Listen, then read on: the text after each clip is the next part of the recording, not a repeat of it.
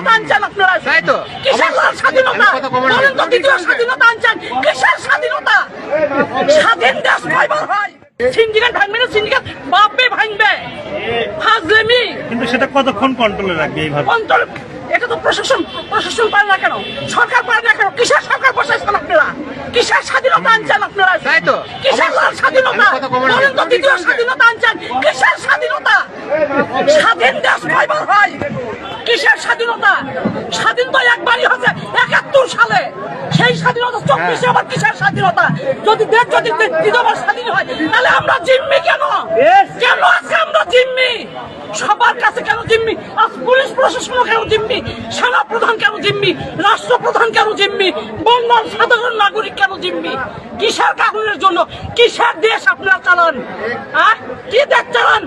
দেশ আপনারা তছনছ করে দিচ্ছেন। আজকে বলতেছেন দেশ, কিসের দেশ আছে? দেশ কি বাংলাদেশ আছে?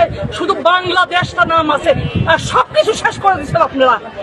আমার পরিচয়, আমি একজন মানুষ, নাম বলার কোনো দরকার না, আমি মানুষ। অবশ্যই অবশ্যই আমি একজন বাংলাদেশের নাগরিক, আমি বাংলাদেশের একজন মানুষ। আচ্ছা, আপনার কি আমার মনে হয়? পরিচয়, আমি মানুষ। আমি আপনাকে একটা কথা বলি, বিগত সময়ে এখন বলেন যে এই যে নতুন ভাবে আবার দেশ গড়ার পরে বিভিন্ন ধরনের সমস্যা হচ্ছে, বিগত সময়ে কি এই সমস্যাগুলো ছিল না? আপনি সাধারণ আরো কত জনগণ আছে, তাদেরকে জিজ্ঞেস করেন এই সমস্ত ছিল কিনা। জিজ্ঞেস করেন, সবাইকে জিজ্ঞেস করেন, এক এক করে ইন্ডিভিজুয়ালি জিজ্ঞেস করেন। এই তরমুজের দাম গতবার কত ছিল? কে বললো ছিল না?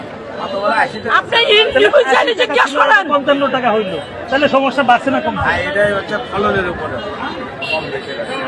আপনি তরমুজের কাছে কেন আসছেন? চলেন, আপনি, আমি বাজারে আছি, চলেন বাজারে, চলেন আপনি। তেলের বাজারে যান না? চলেন তেলের বাজারে, তেলের গায়ে চলেন ডিমের বাজার, চলেন আপনি আমার সাথে। চলেন।